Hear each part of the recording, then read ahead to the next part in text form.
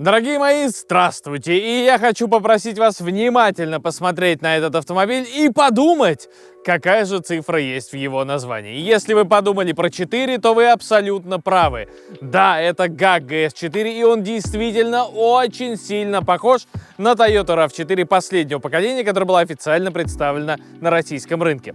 Вот только в текущих реалиях конкурировать ему придется не с Рафиком, а с Geely Atlas, Haval F7, Bestune T90 и иже с ними. И сегодня мы выясним, как же этот паркетник способен выступить на их фоне и что вообще способен дать российскому рынку. Вы на канале Автору, меня зовут Александр Мирошкин. Не забывайте о том, что с вас лайки, подписки и комментарии, а с нас годный контент. Смотрите нас на любой удобной вам площадке, и мы начинаем.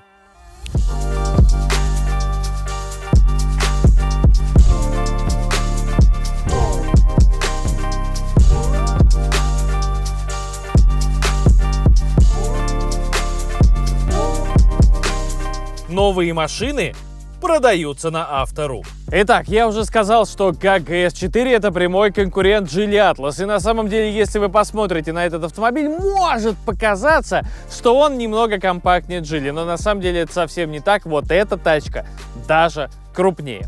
GS4 представлен на нашем рынке с двумя силовыми установками. Базовая 1,5-литровая турбо-четверка на 170 сил и 250 ньютон-метров момента. Сочетается она только с 7-ступенчатым роботом с двумя мокрыми сцеплениями. Привод у такой версии исключительно передний. Старший агрегат это 2 литра, 4 цилиндра, турбо и 231 сила. Работает мотор в паре с 8-ступенчатым автоматом. У машин с таким двигателем привод будет полным на основе многодисковой муфты подключения задней оси. Что касается платформы, то эта модель построена на той же тележке, что лежит в основе компактного кроссовера GS3 и горячего седана M-Pow, который мы тоже снимали, и ссылку на этот обзор ищите в описании к этому видео. Спереди у нас здесь стоят стойки Макферсон, сзади многорычажка. А что же касается жалоб на этот автомобиль, то каких-то серьезных нареканий по надежности пока не возникало. Тем не менее, у этой тачки нет панорамной крыши, там сверху огромный кусок железа, и некоторые владельцы этого автомобиля жалуются на то, что на нем появляются вмятины. И мы, когда эту машину мыли на роботизированной мойке, крыша там тоже заметно играла. А еще некоторые покупатели GS4 жалуются на то, что у него маленький бак и сбоит фирменное мобильное приложение, с помощью которого можно управлять некоторыми функциями автомобиля. На этом с жалобами пока все. Но сейчас будет еще одна, пойдем смотреть багажник.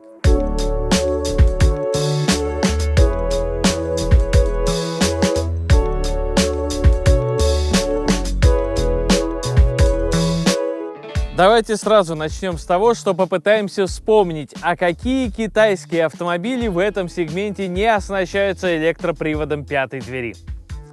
Не смогли вспомнить? Я, если честно, тоже. И GAC это редкое исключение. Здесь створку придется поднимать руками, а она вот со спойлером, с тяжелым.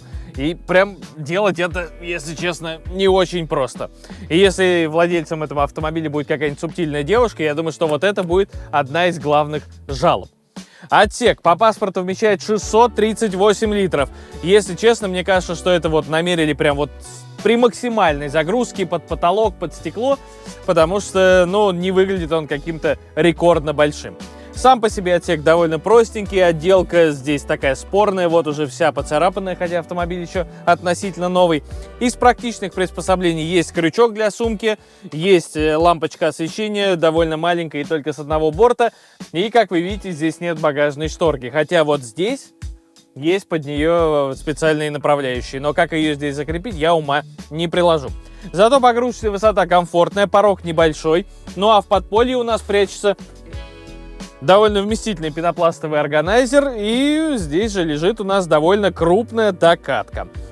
Еще один момент, на который я хотел бы обратить ваше внимание, это отделка пятой двери. Я вообще никогда на нее не смотрю, но здесь без внимания ее оставить невозможно. Она сделана из такого глянцевого пластика, который уже весь поцарапан и выглядит максимально непрезентабельно. Что касается возможностей трансформации, то здесь никаких ручек нет для того, чтобы откинуть сиденье второго ряда. Придется вот туда вот лезть и ронять их вручную. Зато в таком случае у вас образуется Практически ровная погрузочная поверхность, и вещи можно просто закатывать внутрь. Никаких ступенек нет, и вот это действительно удобно. Правда, я хочу обратить внимание ваше на вот эти вот огромные петли, которые, например, ваш холодильник могут поцарапать.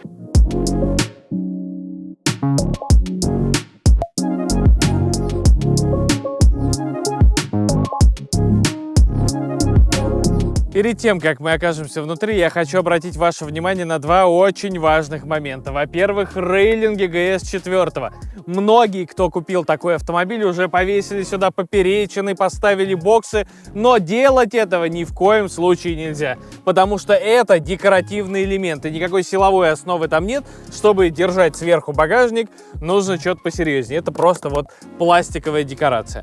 Ну и дверные ручки, они здесь по китайскому обыкновению такие, с выпендрежом. Но они не выдвижные, а вот такие вот выкидные. Если честно, если уж делать, то мне больше нравится выдвижной вариант. Хотя, говорят, в Китае их совсем скоро запретят. И будем опять пользоваться обыкновенными ручками. Да и слава богу.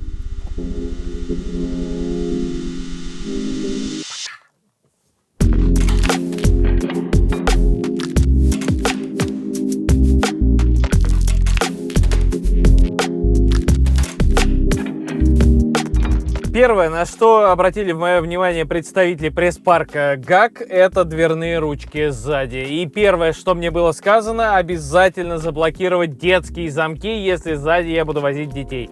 Потому что маленькие пассажиры регулярно балуются и открывают двери на ходу. Решение, ну, прямо скажем, спорное. И да, с традиционной дверной ручкой маленькому ребенку справиться будет куда сложнее. По пространству на втором ряду здесь, ну, в общем-то, неплохо. Колени в спинку переднего сиденья не упираются, над головой есть пространство, панорамной крыши нет, и в данном контексте это хорошо. Но вот сама посадка получается немного компромиссной. Диван стоит высоковато, и я уже сижу с задранными коленями. Хотелось бы что-то вот в геометрии поменять. Но единственное, что здесь можно изменить, это угол наклона спинки. Это радует. Диапазон небольшой, но тем не менее более расслабленную позу занять все-таки можно. Что касается компромиссов оснащения, то они есть и на втором ряду. Вот для GS4 не предлагается, например, откидной подлокотник, и, соответственно, никаких подстаканников для задних пассажиров здесь просто нет. Есть подбутыльники в дверях, но какую-то открытую тару вы туда не поставите, а это значит, что всю дорогу придется все держать в руках. Зато здесь есть сразу два USB-порта традиционного формата Type-A и два отдельных дефлектора вентиляции. Естественно, отдельные зоны климат-контроля для задних пассажиров не предусмотрели. Ну и последний, но очень важный пункт моего личного чек-листа — это то, как здесь прикрыты петли крепления Isofix. Здесь решение элегантное, с вот такими пластиковыми заглушками. Петли вот они, и искать в глубинах обивки их не придется. И за это GAC GS4 совершенно точно получает зачет. Один из пока не очень многих.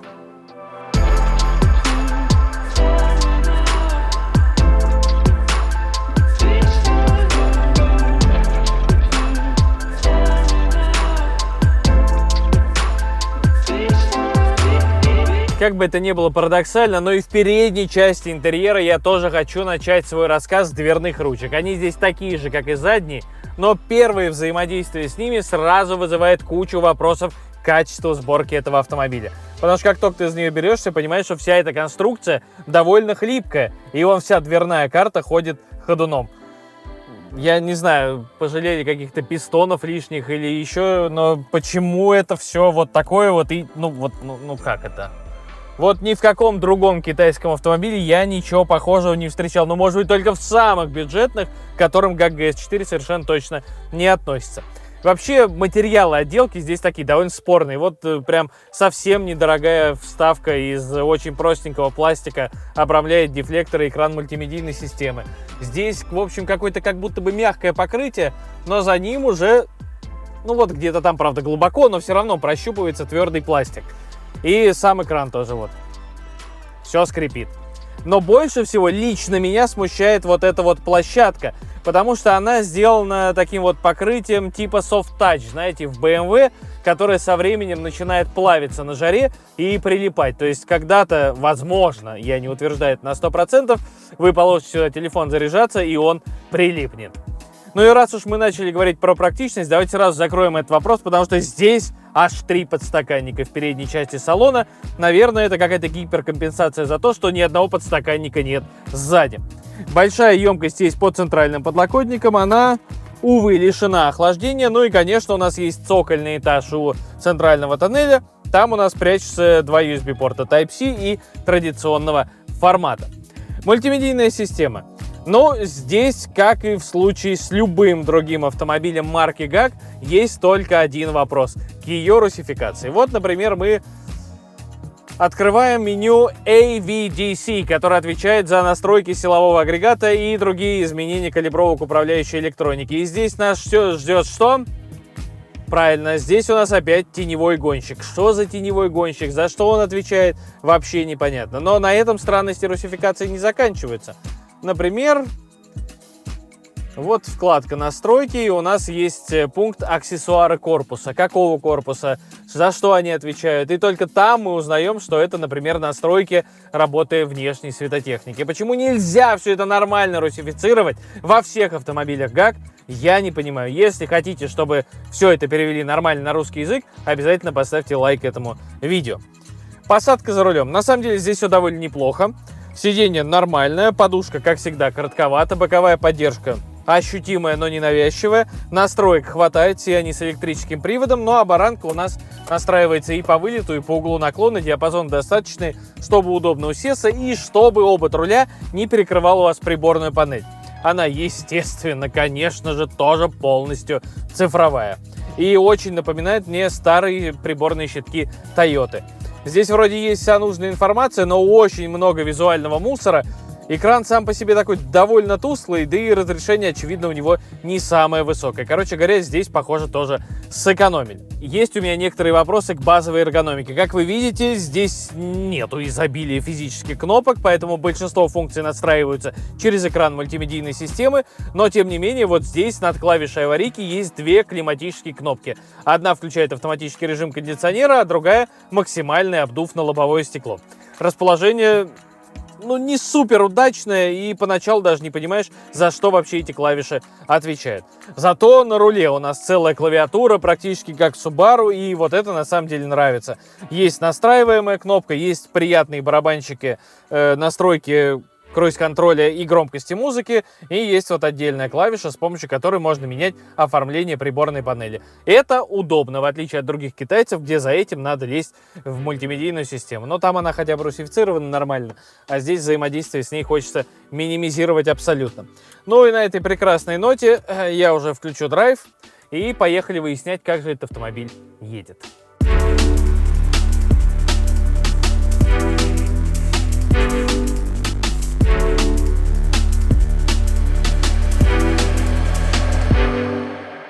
Первое, что мне хотелось бы отметить за рулем GAC GS4, это настройку силового агрегата. Я напомню, что под капотом здесь 1,5-литровая турбо-четверка на 170 лошадиных сил, и сочетается она с 7-ступенчатой роботизированной коробкой передач с двумя мокрыми сцеплениями, ну и разработала эту трансмиссию сама компания GAC. Ну так вот, даже в стандартном режиме управляющей электроники этот кроссовер кажется прям очень и очень бодрым. Нажал на правую педаль и получил практически мгновенное ускорение. Но с поправкой на то, что трансмиссия бережет сцепление и не сразу скидывается вниз. Вообще, на самом деле, линейность управления тягой здесь очень и очень впечатляет. Однако же, если вы ищете себе кроссовер для того, чтобы перемещаться преимущественно в городе, то этого силового агрегата, я уверен, вам будет за глаза. Да даже на загородных трассах никакого дефицита динамики или тяги в этом автомобиле все равно не испытываешь. И в свете таких динамических возможностей очень хотелось бы, чтобы этот автомобиль рулился чуть-чуть острее и чуть-чуть интереснее. Сейчас усилие на руле такое прям очень синтетическое, реакции на работу баранкой очень размазанные, машина берет прям заметную паузу перед тем, как сменить курс, но на самом этом курсе держится довольно уверенно. Правда, вам придется в этом случае смириться еще и с тем, что, ну, крены тоже присутствуют, и они довольно заметны. Плавность хода, ну, скажем так, по меркам класса на 3-3,5 балла. Автомобиль довольно четко транслирует в салон всю мелочевку, правда, к счастью, обходится без грубости, но неплохо справляется с дефектами посерьезнее, вроде каких-нибудь разбитых лежачих полицейских, вот таких, знаете, из которых еще вот эти вот анкера торчат, которыми их к асфальту прикручивают. Всякие канализационные люки, проезжает уверенно с трамвайными путями, справляется неплохо.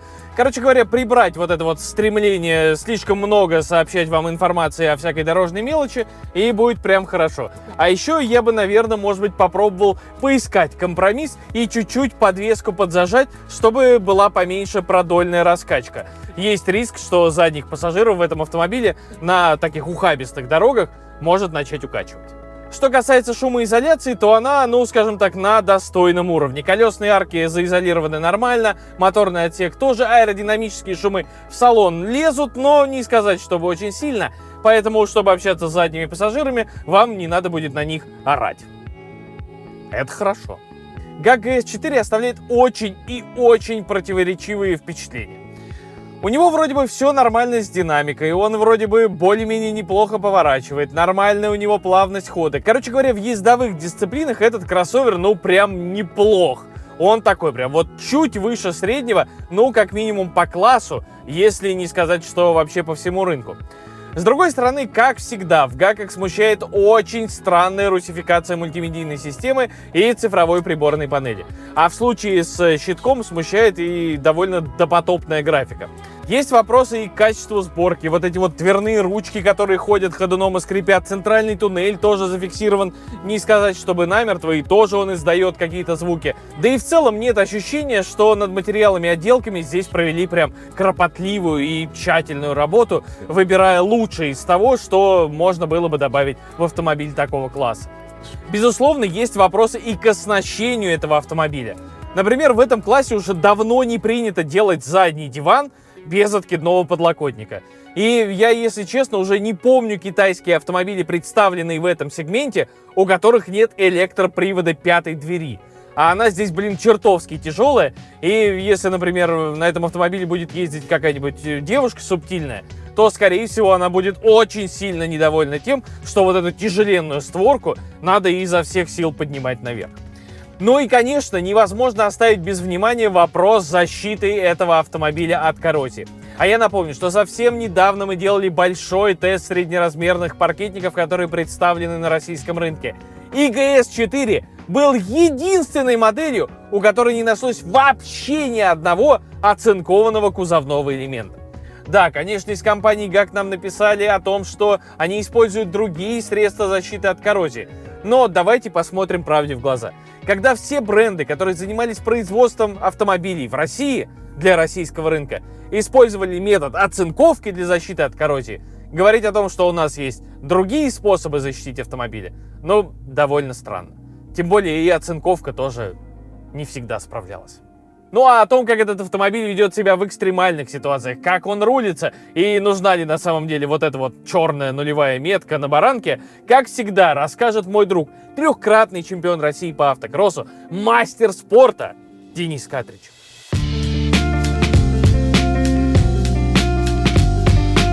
Действительно, в очередной раз, потому что мы не так давно обозревали его в большом супертесте кроссоверов, и машина мне уже знакома. В целом все вот как было тогда, так оно сейчас и подтвердилось, потому что упражнения у нас очень похожие. По упражнению маневрирования, лосиный тест. В целом машина рулится неплохо, скажем так, есть задержка по рулю, системы не включались, и сейчас отдельная будет отсылочка к ESP. Машина дает возможность нажимать на газ и тем самым выезжать из какой-то вот сложной дорожной ситуации. Я всегда провожу тест в режиме комфорт, то есть там не спорт, вот в комфорт, так как ездят большинство водителей, чтобы это было максимально честно. Значит, я выставил специально комфорт в начале движения, проезжаю упражнение один раз, проезжаю второй раз, вижу, что-то у меня загорается на приборной панели, и обращаю внимание, что у меня отключилась ESP. Она такая просто сказала, что она не работает, и машина из комфорта перевелась в режим кастом, то есть как будто бы я сам настроил под себя такие настройки. И она такая, ну все, у меня ESP работать не будет. Я захожу, нажимаю опять комфорт, ESP включается, делаю пару проездов, она опять делает то же самое, выключает. Не знаю, с чем это связано, может быть, особенность именно этого автомобиля, но вот такое произошло. Никаких аномалий не было, потому что покрытие у нас сухое, то есть здесь и в целом не включались системы ни сейчас, ни до этого, когда мы проводили большой тест. На этой машине они просто не включались, поэтому это никак не заэффектило наш проезд. Торможение с маневрированием была одна особенность, она периодически на некоторых машинах проявляется. Я не понимаю пока до конца, с чем это связано, но тормозной путь в одну сторону и в другую сторону различается. Так вот, когда мы ехали вправо, он был короче, чем когда мы сделали торможение с маневрированием в левую сторону. Машина уехала дальше в коридоре. Очень странно. Что касается торможения прямолинейного, цифры стандартные. Для скорости 60 км в час нам потребовалось около 15 метров до полной остановки, а со скорости 70 нам потребовалось около 23. Это тоже в целом базовые цифры.